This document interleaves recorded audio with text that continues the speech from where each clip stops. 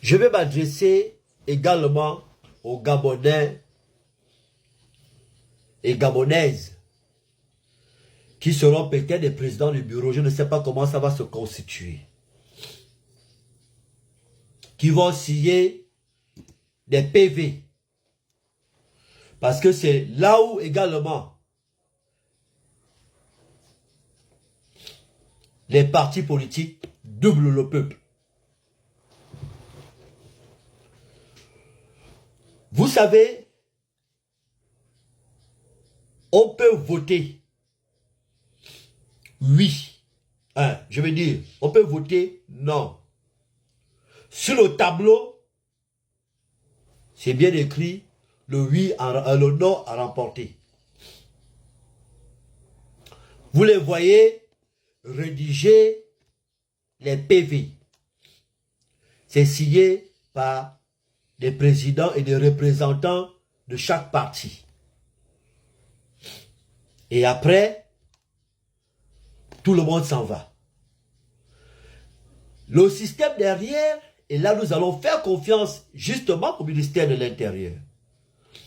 Parce que le système derrière faisait en sorte qu'on va appeler les présidents des bureaux de vote, donc les signataires des PV. Et on va proposer de l'argent. Parce qu'il y aura des PV qui seront déjà préparés, rédigés. Mais il va falloir seulement les signatures. Et derrière, on leur donne de l'argent. Et ils rentrent chez eux. Bien. Pardon. Lorsqu'ils rentrent chez eux, excusez-moi vraiment, pardon, je voulais faire ça de côté. Lorsqu'ils rentrent chez eux, derrière ces PV-là, ça va aller trouver celui qui doit proclamer. Donc ça va aller au comptage, ils vont faire tous les mécanismes techniques. Et après, ils doivent venir donner les résultats. Mais c'est lui qui vient donner les résultats. Lui vient donner les résultats sur les éléments qu'on lui donne. Il peut avoir en face de lui des faux vrais PV. Parce que faux, parce que ce qui est écrit, ce n'est pas ça. Vrai, parce que les représentants, dont les présidents et tous les représentants des bureaux de vote, toutes les signatures sont là. Vous comprenez? Et lorsque on déclare que c'est finalement sur le oui qui passe, or c'était le non qui devait passer, on va chercher à vouloir faire des recours. Je ne sais pas si au référendum, c'est la même procédure, mais sur là, je suis en train de vous parler comment ça se passe dans les élections locales, législatives et présidentielles. On va voir avec le référendum comment ça va se constituer. C'est pourquoi je demande à ce que nous devons être vigilants. Parce que le CTRI peut ne pas être dans ces choses-là. Mais ceux-là, ceux que nous connaissons là, on connaît comment... Vous comprenez ce que je veux dire? Ça veut dire que nous tous, même ceux qui sont dans le ministère de l'Intérieur là, vous êtes des Gabonais. Oh. Vous êtes des Gabonais. Oh. Ne vous contentez pas seulement des miettes là. Pensez à l'avenir. Le CTRI et Brice Côté Oligigaba nous amène à ce que nous-mêmes nous puissions décider sur l'avenir de notre pays.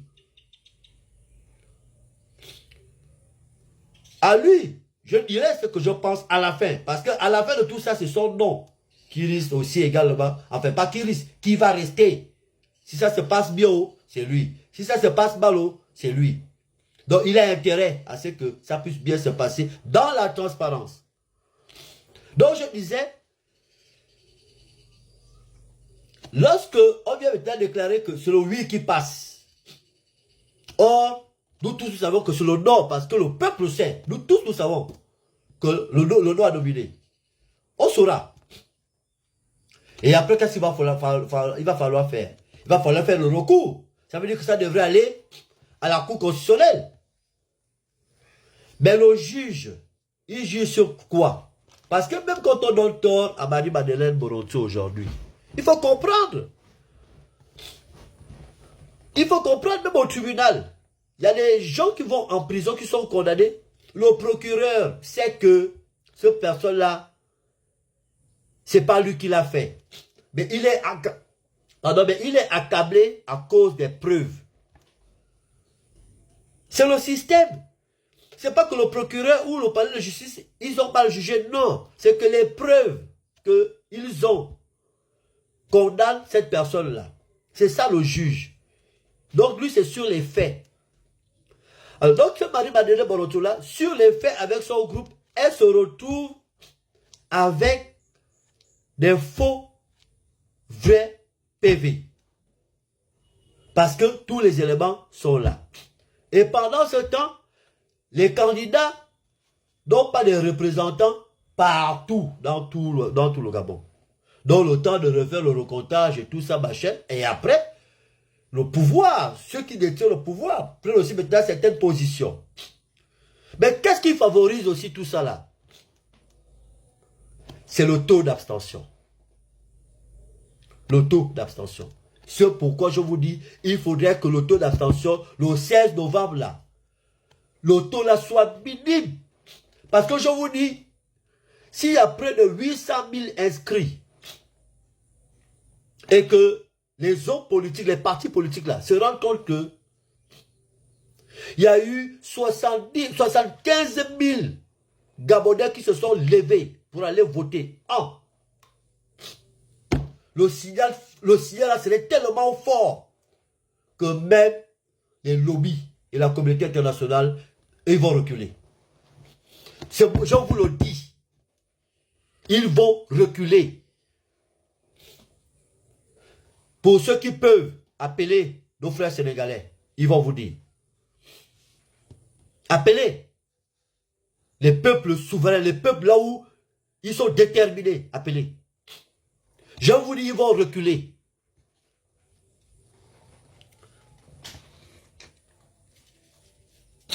Excusez-moi. Lorsque André Bobam était décédé et que le corps était arrivé, André Bobam nous avait dit, même si je tombe et qu'il faudrait que vous marchiez sur mon cadavre, marchez sur mon cadavre. Nous ne l'avons pas écouté. J'étais le jour que le corps d'André Bobam était arrivé. Parce qu'il fait mon nom, je suis Mongo Defak, c'était Defak. Quand nous sommes au niveau du lycée d'État, c'était là où il fallait décider de l'avenir de ce pays. Mais nous avons eu des pères sages parce qu'ils ne voulaient pas que le sang coule.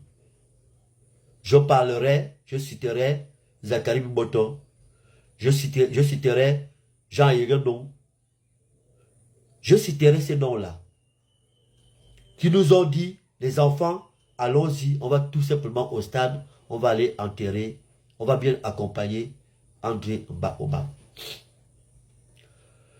Parce que si on avait, au lieu d'aller vers le lycée, vers Zanyon, si on avait dit, on amène le cercueil d'André Bobam jusqu'à la présidence de la République, il ne devait même pas avoir le coup d'état du 30 août.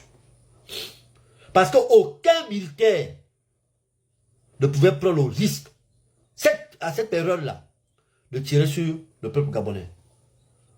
Parce que Libreville n'avait jamais, je dis bien jamais, même à la mort d'Omar Bongo, d'Edith Bongo, n'avait jamais regroupé autant de monde au même moment. Si on l'avait fait tout droit, ça devait se passer comme ça s'était passé en Guinée avec celui qu'on accuse, qu'on dit qui a tué Thomas Sankara, Blaise Compaoré. Les gens allaient fuir la présidence. Parce que le peuple était debout. Alors, c'est cette même détermination-là que je vous demande d'avoir le 16. Parce que je vous le dis ici, Brice Clotaire Oligui Nguema a besoin de ça. C'est notre frère. C'est un Gabonais 100% de père et de mère. Il a épousé des Gabonaises de père et de mère. Est-ce que vous ne voyez pas la chose?